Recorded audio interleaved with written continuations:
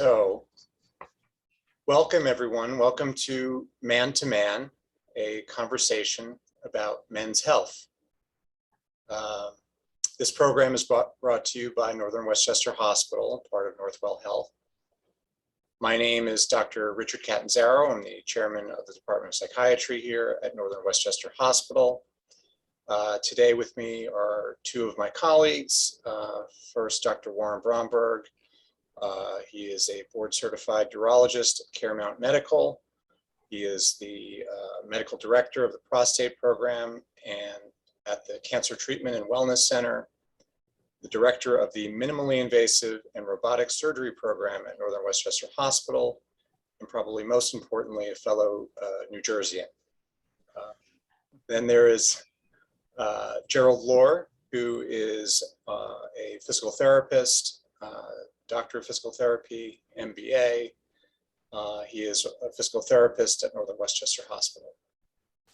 So today we're going to discuss fitness and healthy training tips, hopefully debunk some mental health myths, and give you some real life coping strategies for stress, and what you need to know about prostate and testicular health, including cancer screenings.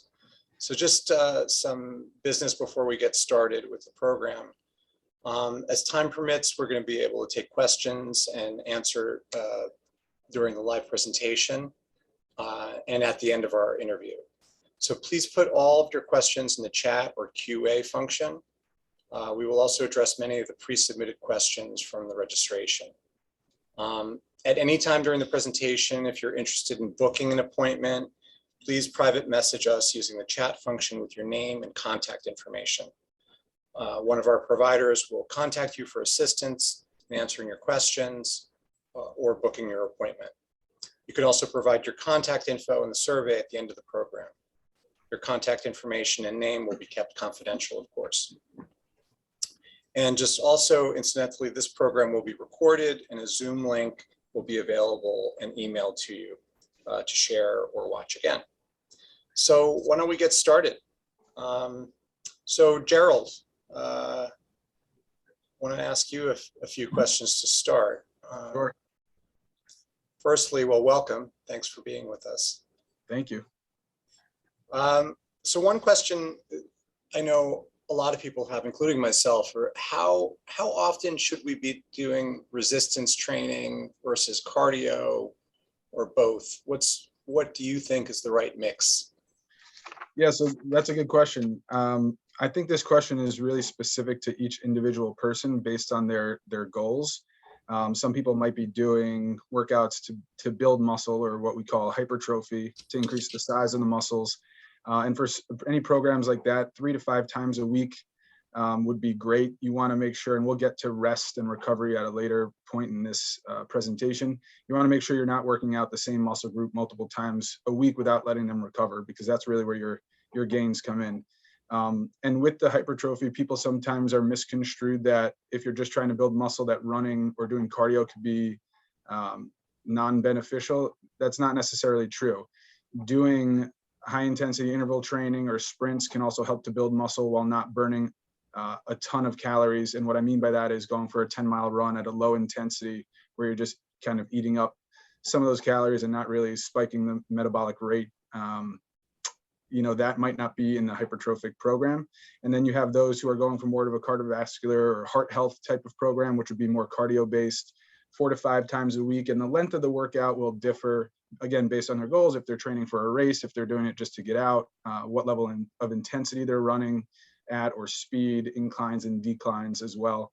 And then there's those that want to kind of tone or build lean muscle mass, which would be, you can do 4 to 5 times a week. And again, it's just based on your recovery. You want to make sure that the soreness kind of dissipates somewhat before you start up again. People are usually doing more full circuit exercises with that, higher reps, lower weights in terms of that. And then they'll include cardio, 3-4 times a week as well, maybe for longer durations. And then for weight loss, really a mix of both. I think a common misconception for weight loss is people will just go out for a long kind of moderate to low intensity run, and you're really not getting a lot out of that in terms of burning calories. If you're doing a HIIT interval or high intensity interval training or sprints, you're going to get your metabolic rate to go up and down and your heart rate to go up and down. And same thing with resistance training, you'll burn more calories after the workout's done than if you did a low intensity or moderate run. Oh, that's interesting. And what are the best muscle groups to train together? So this is also a little bit of a loaded question, and I think it's based on preference. Some people like to target prime movers with a secondary mover. I myself am currently doing a program like that. So chest, which is a push muscle, and a tricep, which is an elbow extender. If you're doing bench press, your prime mover is your pec major, minor, and you'll get secondary triceps. So people will put chest and triceps together so that you can really burn your elbow extenders or your push muscles. Similarly, back and biceps. So bicep is an elbow flexor, and you're doing a lot of pulling motions when you're doing your back exercises or pull downs. So you're involving the biceps. Legs is usually on their own because there's a lot of larger muscles to hit on a leg day. And then core comes into play. Core, you want to hit.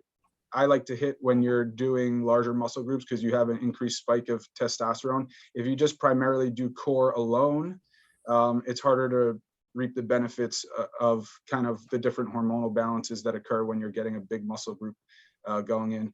And then shoulders, I think shoulders are good. People kind of do primary movements, shoulder press or lateral raises or deltoid or anterior deltoid front raises, but you really got to focus on your rotator cuff too, which you can do a million different rotator cuff exercises with bands. So, people also do agonists or antagonists. So you can do chest and back on the same day. You're working opposite muscle groups. There's different programs and there's a ton out there on the internet that you can find. It's really what suits you best. Right. And in terms of recovery day, how much time should we be giving in between workouts and for rest and recovery? Yeah, so generally speaking, 1 to 2 days, if you're doing similar or the same muscle group is good to let the muscles recover, because you have to remember that your gains are really coming during your rest. Your gains aren't coming during your workout. So the delayed onset muscle soreness that people experience for 1 to 3 days after a good hard workout, the soreness is really the proteins and the fibers rebuilding after you've created micro tears in them during your work. So if overtraining is not necessarily a good thing, and that could also lead to overuse injuries, which we see a lot of here, because people think the more time they spend in the gym, the more days they spend in the gym doing these things is going to lead to, what they want to see either aesthetically or in body composition. And that's not necessarily the case. So if you're doing major muscle groups, giving 2 to 3 days at least between doing that same muscle group again is good. If you're more of a kind of circuit trainer or full body workout, you do want to have a day or two of recovery between. And recovery doesn't mean you don't have to do anything. You can do, stretching or yoga or light cardiovascular work. So it's not necessarily an off day, but you're not re-engaging the muscles that you've just engaged during that workout. Okay. And so how long does it take to get in shape? I know it's kind of get in shape is kind of a big little term. Right. So, again, if you're going for aesthetics, if you're going for just purely getting stronger or increasing your endurance or cardiovascular fitness, it really does vary. Generally speaking, 3 months, 6 to 12 weeks, you can start seeing improvements, around 3 to 4 weeks, really, especially with strength. You may not look different, but you may be getting stronger. But you have to also consider diet. If you're strictly just working out and you're not concentrating on diet and you're going for the aesthetic look, that we see all over the media and whatnot now, it's going to be harder to accomplish that without, consulting with a dietitian or considering your own dietary plans. But sticking to a good exercise program for 3 months is usually what I say.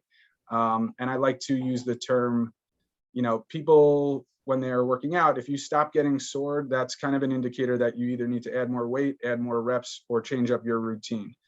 So you want to create muscle confusion because your body will adapt if you continue to do the same exercises over and over for a year or two. So you want to mix it up. And what about stretching? How important is stretching to getting? As a physical therapist, I'm going to say it's very important. So we always look at mobility, which is flexibility is another word for that, and stability, which is synonymous with strength. It's really good to be mobile, but it's really dangerous at times if you're not strong through these different ranges of motion. Conversely, if you're really strong and you're not very mobile, you can also injure yourself that way. So keeping the muscles mobile or flexible at the same time you're creating strength or gaining strength is important. And stretching is also great for recovery. Static stretches, or what we call 30 to 45-second holds, are good to do post-workout to help flush the lactic acid, get the muscles back to their baseline, and that'll help with recovery. Dynamic stretching, which are light movements that mimic the workout you're about to do, help to build tension around the joints and get the blood flow in the area before you just start moving and pushing weight around. You can stretch every day and be fine. But if you do it 3 times a week, that's great. So actually, I see there's a question in the chat about a man in his 30s training jujitsu, grappling at high intensity 4 to 5 days a week, and he's asking about keeping his joints healthy and supplements like fish oil pills. Will any of those make a difference in joint health? Yeah, so there's a lot of research now out about supplements and joint health and whatnot. And it's tough to answer this question specifically. A lot of it is also based on genetics and what kind of abuse we've put our bodies through previous to being 30 or 40 or however old. Fish oil, some people swear by. I don't take fish oil or many supplements for joint health. I mainly rely on mobility and strength and really getting through extreme ranges of motion to help keep the joint healthy, lubricated, and getting good blood flow. People swear by turmeric. Then there's a bunch of different supplements out there. Fish oil is one of the ones that I haven't read many negative, if any, negative effects on. So again, with supplementation, you do want to consult with your primary care physician or your medical doctor to make sure that there's no adverse interactions with medication you might be on or other things in your genetic history that it might be, not great for you to take at the time.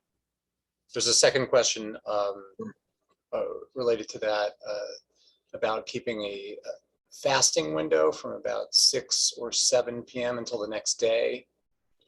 And around 11:30 a.m. after training. Any suggestions on the best food intake, both on training days and non-training days? Yeah, so this is a great question also, and we actually get to this in a question or two, but we can kind of start it here and transition into it. So intermittent fasting is really trendy and big right now in various populations, whether it be fitness or people just doing it who lead a more sedentary life. There's a lot of benefits to it. And then also there's a lot of research on people working out on an empty stomach to kind of get into those fat stores and the glycogen that's been stored there in the adipose tissue. If you're working out on an empty stomach, you may not have as much energy to move as much weight, but there are other benefits to it. Eating some carbohydrates before a workout can help to give you energy: bananas, nuts, oatmeal, things of that nature. If you're looking for strength gains and to increase muscle mass, you want to mix in some protein too. And you don't want to eat right before, right? You want to have it be able to be digested and get into your bloodstream and the nutrients get to the muscles and do what you want them to do 30, 40 minutes before you work out. If you do eat a big heavy meal before you work out, a lot of your energy is going to go into the digestion and you're going to lose some of the gains or some of the impact of your efforts during that workout.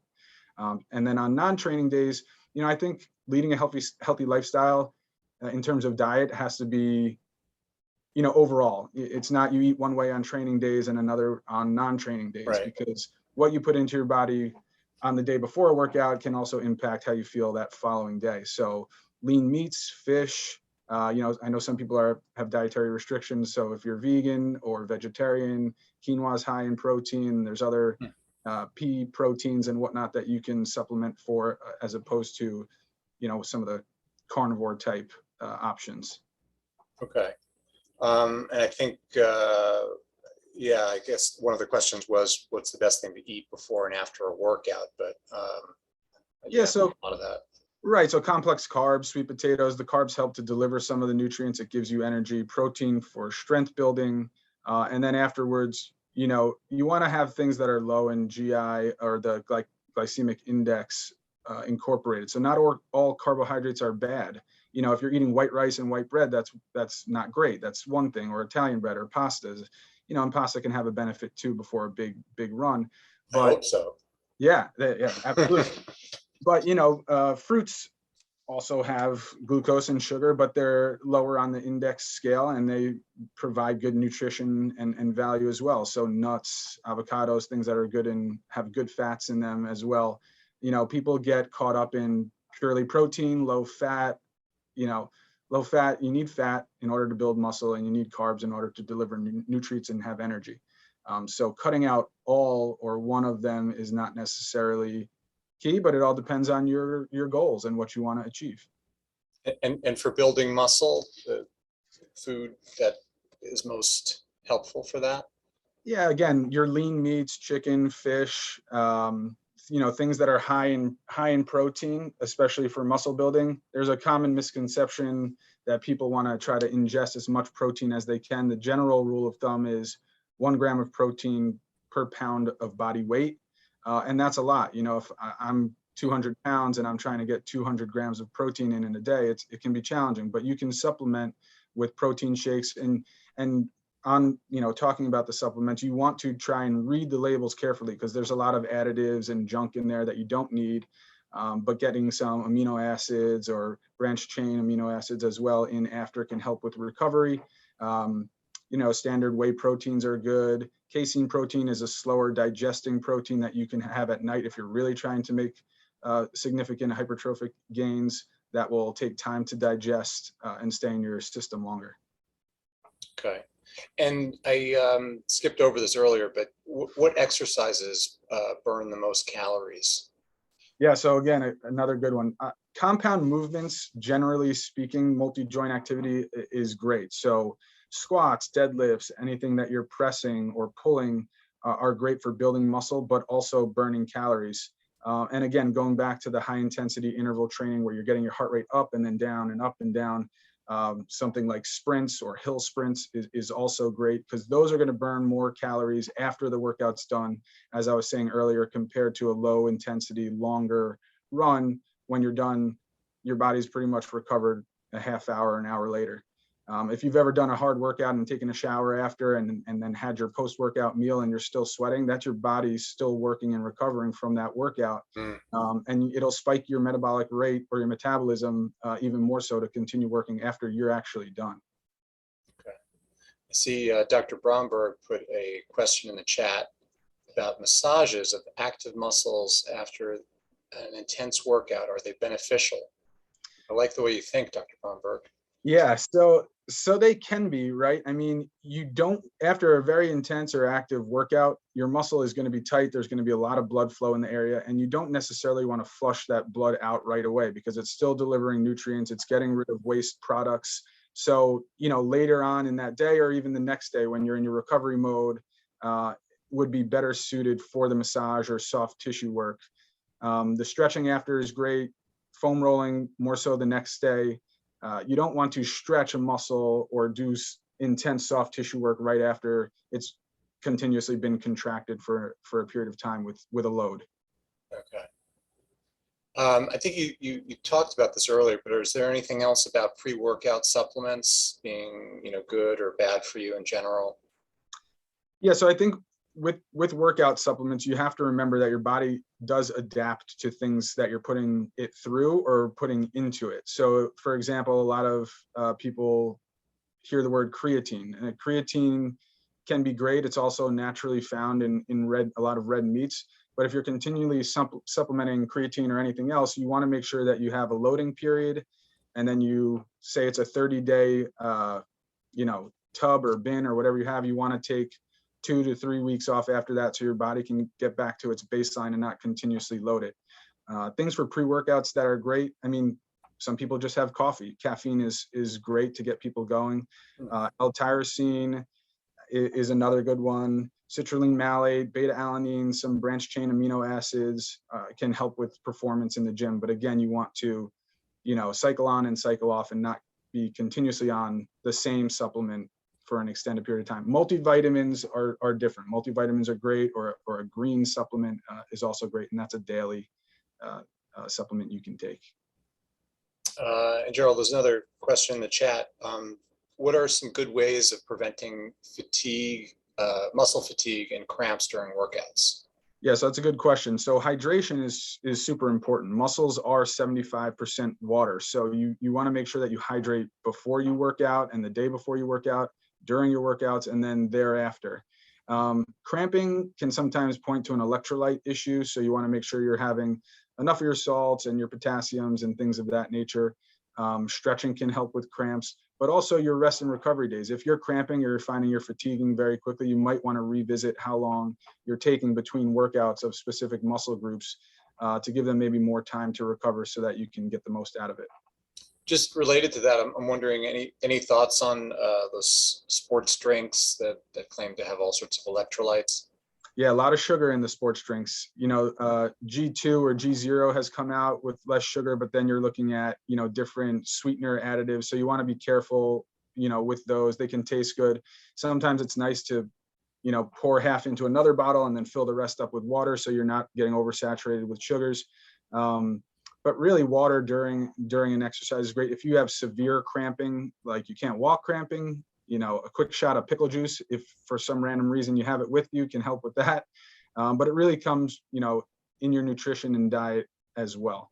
You don't want to load up on sugary drinks because you're in the gym for a certain reason, and then you're kind of counteracting what you're there for. Right. Good Thank question. you. Yes. All right. Dr. Bromberg. Good afternoon. Good afternoon. Thanks for being here with us. So a couple questions for you. What are the risk factors for prostate cancer and testicular cancer? So that's a great question to start. And what I would say is one of the greatest risk factors for both is actually age. With prostate, it's getting older. And with testicular cancer, it's actually youth. So interestingly, the majority of men that have testicular cancer of the testicles or a testicle is generally aged 25 to 35. So it's a disease really of younger men. The good news is their testicles are on the outside, so they're easy to examine.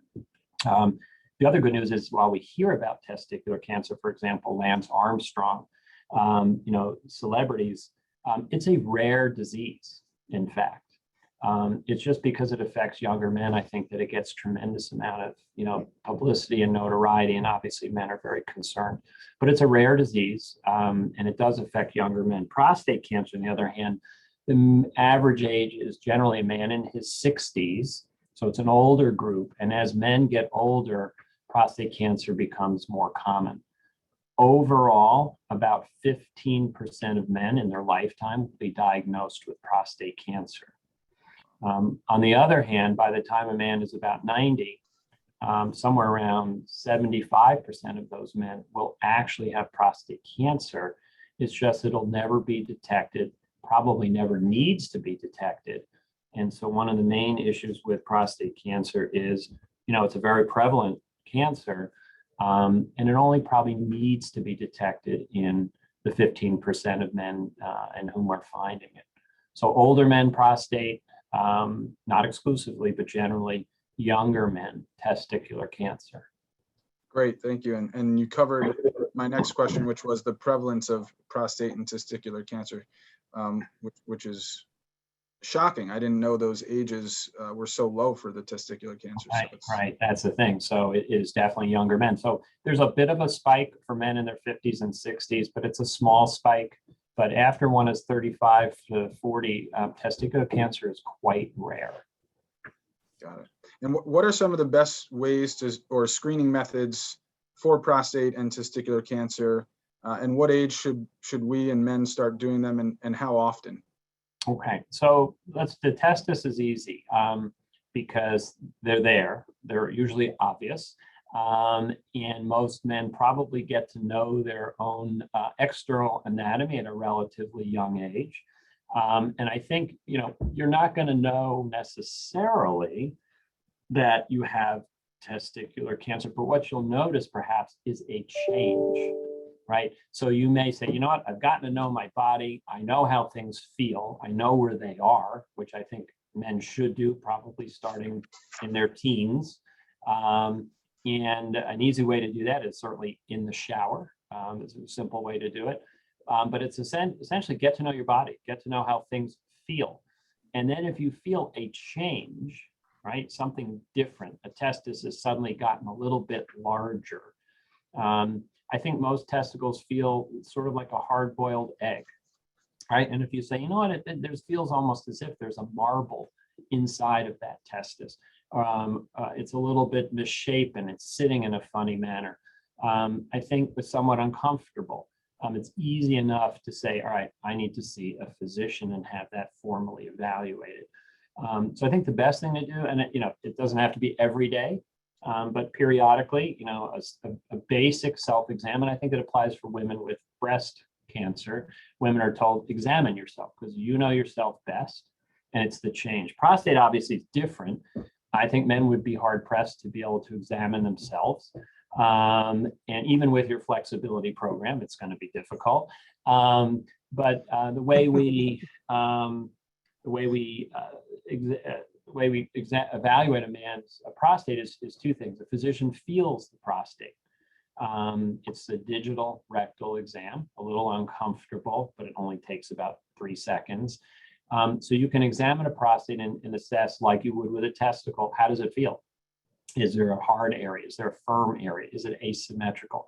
And then we have a blood test, which is the other way to examine, called a PSA test, prostate specific antigen, although I sometimes will say it produces stress and anxiety test, PSA. And that measures, interestingly, a protein that's produced by the prostate. It's not a cancer protein. It's just a normal protein made by all prostates. And there's guidelines as to what the levels should be as we age. So if you're in your 40s, the PSA in your blood should be 2 or less. If you're in your 50s, probably 3 or less. And if you're in your 60s, 6 or less. So the value of doing a PSA test generally each year or every other year is you're going to be able to follow the trend in that level of that blood test. Unfortunately, the test can be, there are a lot of meaning there are other reasons besides cancer for that test to elevate, such as getting older, a larger prostate, inflammation, infection. So it's not a perfect test, but so far it's been a few tests that we're still able to reasonably reliably use for the prostate cancer. Got it. I think we might be losing you. I don't know if it's only on my end. Dr. Catanzaro, are you having? Yeah, the last bit, Warren, I missed, got a little choppy. Is this better? Is the audio any better now? No, it's still kind of wonky. Let's see. I haven't changed anything. I'll try to speak louder. I'll move closer to the mic. No problem. So you do recommend self-exams and to perform them on yourself and kind of look for any abnormalities or changes in shape or hardening and whatnot. Any other signs and symptoms? I know, I'm not in that field. Increased urination, pointing to prostate issues, anything of that nature? So there are two disorders of the prostate that affect men. One is the natural enlargement of the prostate as we age. And the second is cancer. The cancer almost always produces no symptoms early on. What produces the symptoms is the prostate getting larger. So think of the prostate as a donut, and we have to urinate through the middle of the donut. So as the prostate gets larger, the donut opening is smaller. So it becomes more difficult to urinate. The stream is slower. The bladder then, as a workout muscle, essentially has to work harder. So it hypertrophies and gets thicker. And so it takes more pressure to fill the bladder. So there's more urgency, more frequency getting up at night. Cancer of the prostate, enlargement of the prostate are two very distinct abnormalities. Okay. Yep. Great. And so if I do find something going on, or if somebody does find something going on, who should they consult? Should they consult their primary care physician, or should they go to right away to a specialist? That's a good question. I mean, I think either would be fine. I think most men probably would start with their primary care physician who knows them well, who can do a prostate exam, who can do a PSA test, who can check a urine test. The other option is going directly to a urologist who can do that evaluation as well. But either is fine. I think most men probably start with their primary care physician, which makes sense. Sure, great. And are there any supplements or foods that we can be aware of to improve prostate health or that impact prostate health? So, questions for what can I do to prevent prostate cancer? The things we do know, cigarette smoking is associated with prostate cancer. Obesity, being significantly overweight, is associated with prostate cancer. Unfortunately, family history makes a difference. So if you have a brother or a father or even a son with prostate cancer diagnosed below the age of, say, 60 to 70, it does increase your risk. Unfortunately, you can't pick your family, but that highlights a need that if you have that risk factor in your family, you need to probably get checked sooner than most men. We usually advise that most men should have a PSA test starting around age 45 to 50. That'd be the initial blood test for prostate cancer. If you're an African American man, we recommend that you start at around age 40. And likewise, if you have a family history, you start at around age 40 doing your prostate checks. In terms of supplements, there really isn't any proven supplement that will prevent you from getting prostate cancer if you're going to get prostate cancer. There's a number of things: zinc, saw palmetto, pumpkin seed extract, Trigium. There's a whole bunch of supplements. Some of them seem to improve symptoms, but none of them have been proven at all to change the diagnosis of prevalence, incidence, or course of prostate cancer. So the best thing to do is really just get checked. Very good. We are getting a little bit of feedback on your end. It sounds fine now. If it does act back up, I can take over in the next portion in asking Dr. Catanzaro any questions.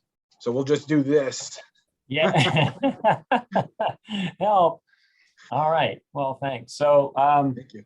let me speak with Dr. Catanzaro, and hopefully I haven't caused any emotional issues with my discussion. But Dr. Catanzaro, obviously there are misconceptions about men's mental health out there. There are myths, things like, well, a real man or a strong man doesn't have emotional issues, or maybe doesn't have emotions at all. And that being sad or depressed isn't manly, right? What are your comments? How would you respond to that? I think, I mean, everything you said is quite commonly believed and kind of passed along. And this is unfortunately true really across cultures. So the long and short of it is, it's not true. Real men do have emotions. They do ask for help. Having a mental health condition or issue is not a sign of weakness. Despite the fact that we are, in 2021 and some things have changed and moved forward, there's still extremely powerful kind of ingrained sense of what it means to be a man and be masculine, and it still unfortunately does not involve dealing with mental illness or expressing emotions, and it's just false. So I think to get that across and to really understand that most people, men and women, will at some point in their life be dealing with some emotional issues, whether it's clinically significant or not. It is just part of the human experience. What are some of the most common then mental health issues for men? Yeah, so I mean the three most common that we talk about the most are depression, anxiety, and substance abuse. And they unfortunately travel together. So not only can someone be depressed, but they can be depressed, anxious, and be abusing substances. And they also feed into one another, and maybe certainly the substance abuse can compound matters and make things much worse. And so, knowing this, are there statistics as to how often men with such issues are actually getting help? Is it a very low number? Are half the men with these issues going and getting help? Is it much less than that? So not many. So just in general, in terms of prevalence, men with anxiety disorders is about 14%, as compared to women with anxiety disorders, which is around 23%. And for men with depression is around 6% prevalence, and as compared to about 9.6 for women. There's only about 13% of men seeking any kind of mental health help, counseling, medications. So it's a very low number. I don't know exactly in terms of breaking it down how many folks with depression are actually seeking help versus how many people with anxiety are seeking help, but it is a low number among men. However, it should be noted that even though the prevalence I mentioned of both anxiety and depression are much lower or substantially lower for men, the suicide rate among men, completed suicide, is about 4 times higher in men than in women. And suicide remains one of the top 10 leading causes of death in this country. And depending on your age group, it sometimes can be up in the top 5. So something to just keep in mind. Well, that's really, yeah. And why do you think there's, it's interesting, there are lots of commercials now on television in terms of, ads for various medications for depression, anxiety, and you wonder why there is still such a stigma for seeking help.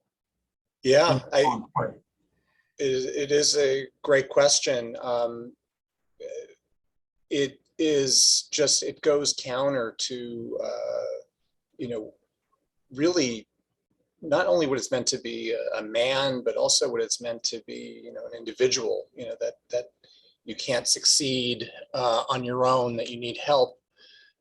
It's still perceived as a weakness, and it's very unfortunate. And I think the way we get around that is by talking about it and having forums like this, but also, reaching out when you are in emotional distress, and knowing that most other people have experienced something like this in their lifetimes or know someone that has. So when you do start to reach out, very interestingly, people find that others are receptive and say, oh gosh, I've been through this, or my brother's been through this. That's what needs to change. I think there needs to be more of an openness and a willingness to have a dialogue with others. Is communicating online online, you know, if men are maybe afraid or fearful of having to seek a counselor, seek psychiatry, is there any benefit? I mean, we've heard all the negative aspects about Facebook and you know, social groups there and trying to, you know, communicate that way. Is there any value to that, or you think that's a dangerous route to go? So that's interesting. For social media per se, I think that can be very treacherous. I think particularly on social media, you're getting the best versions, you know, it's the greatest hits of our lives, and you know, everyone's beautiful, everyone's having fun all the time, and everyone knows that's not true. Except when you're kind of down in the dumps or feeling badly about yourself, and you go on there, and it just kind of reinforces the idea that your life is terrible and everyone else is doing well. So in that respect, I do caution people who are suffering from depression and anxiety to stay off of social media. However, there are one thing that COVID has done for us is increase the availability of online resources in terms of seeking mental health. And there are a variety now of you know, virtual therapy appointments, both in this kind of forum like Zoom, but even texting, and that does seem to be helpful. And there is something to be said, and I don't know the actual statistics about it yet, but I think there is something to be said for the idea of the anonymity, and for men using these types of services. I think that there, hopefully that will be help break down some of the barriers, making it more accessible, not having to go somewhere, which can be, you know, just another barrier for men. Right. And then I imagine that it could be done at a variety of times during the day that would be convenient, which may help. That's Right. great. That's a great advice. So if I were feeling stress and it was impacting my sleep, and I was just finding it was impacting my daily life, what are some things that I might do as a way of alleviating some of the stress daily? And we all have stress. So. Yeah, we all have stress, except for psychiatrists. We're totally stress-free. No, so I think what's really helpful is maintaining a routine. And men are pretty good at that, I will say. But maintaining a routine that involves healthy things like exercise, like Gerald was talking about, having good sleep, and when you're noting that you're not having good sleep, trying to figure out why not and what's, you know, impacting the sleep. And sometimes it is just very much the anxiety and depression, but it could be other things like substances, or maintaining a work-life balance, which is definitely a struggle for most of us. But then there are other things that you can incorporate into your daily routine, hobbies, meditation, deep breathing. These are things that, you know, they're, again, for men,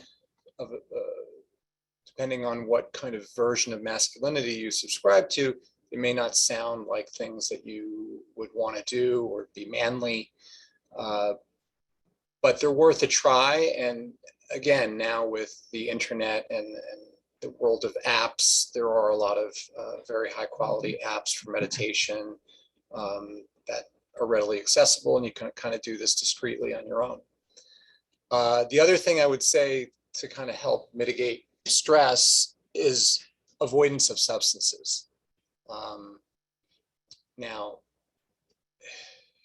everyone can enjoy perhaps a glass of wine with dinner, but you have to be mindful, because on the back end, you know, one glass becomes two, and although the stress relief that you feel after that glass or two is palpable, what you wind up having is a rebound anxiety that actually will make things worse and impact your sleep.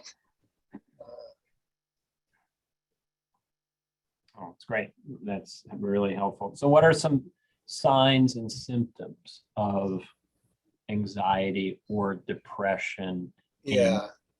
So it shows up a little bit different in men, again, because men, again, the stereotypical masculine identity is not expressing our emotions as clearly, articulating them as clearly. So with anxiety and depression, these things can manifest as anger, irritability, even aggressiveness, and not necessarily sadness, although that can also be something that people see. But feeling restless, on edge, other things that are more subtle but can be picked up by close colleagues or friends or family, or decreased interest in work or things that one previously enjoyed doing. Problems with sexual desire and also sexual performance. That's something that can be very indicative of emotional distress. Difficulty concentrating and impaired memory. So some decreased functioning at work. Feeling more fatigued. Problems with sleep. And problems with sleep can not only be not sleeping well, but could also be sleeping too much. Or having insomnia that wakes you up at 3 a.m. and then you can't get back to sleep. And also patterns of your eating. Have you lost your appetite? Are you losing weight? Are your clothes fitting you differently? Or conversely, some men eat more when they're stressed out and they're gaining weight. And then lastly, I always bring up thoughts of suicide.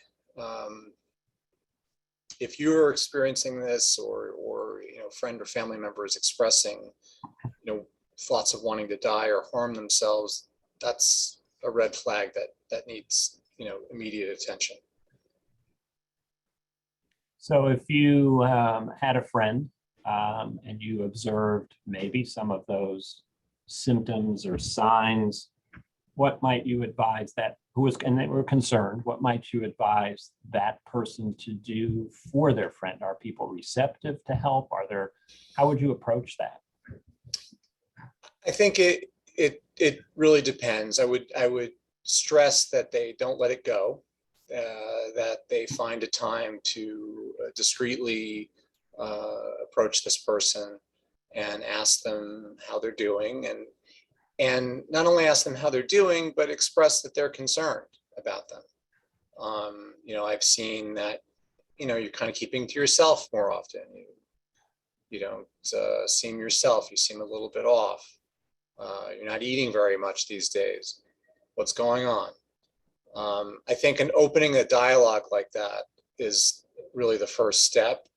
And saying, I hope you don't mind, but I might ask you tomorrow or next week how you're doing.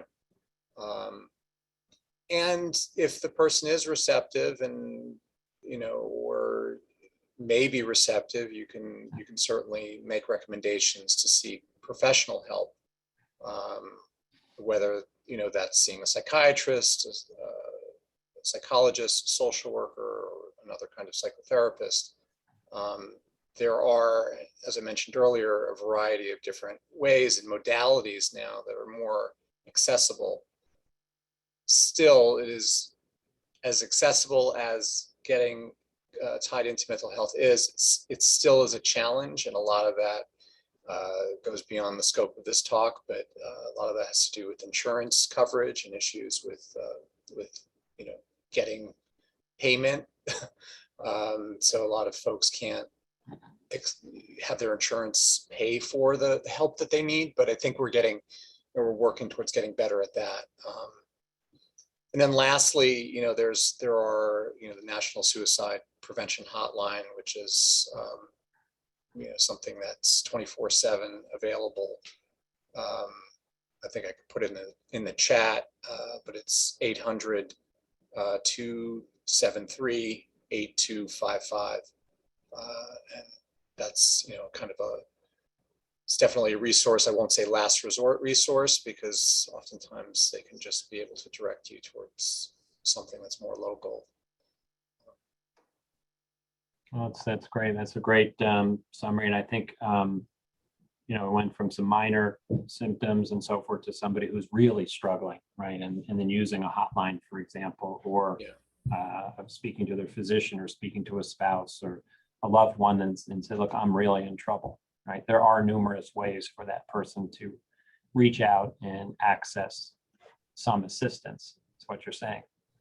Yes, absolutely. And you have to be sometimes persistent, because it is something that's hard for a lot of men to talk about.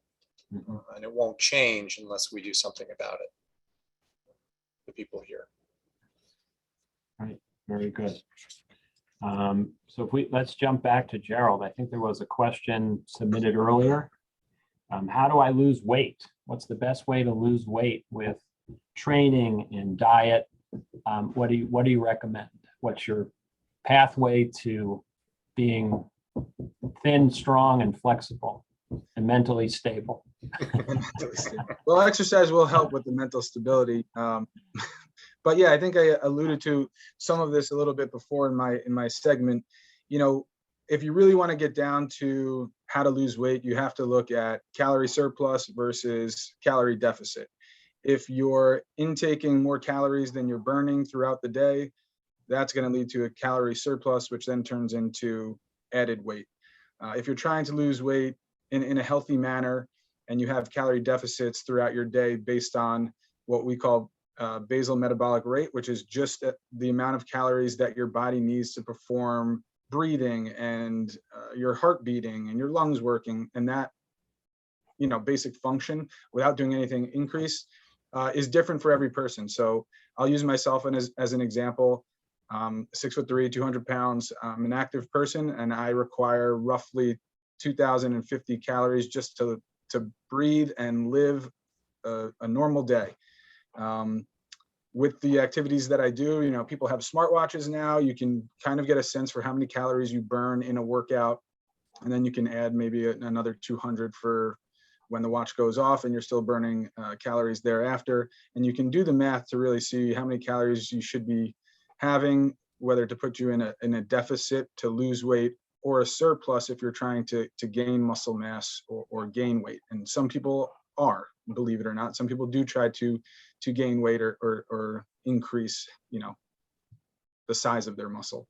So really the calorie deficit is a good way to lose weight. You're mixing in your cardio, you're mixing in your resistance training.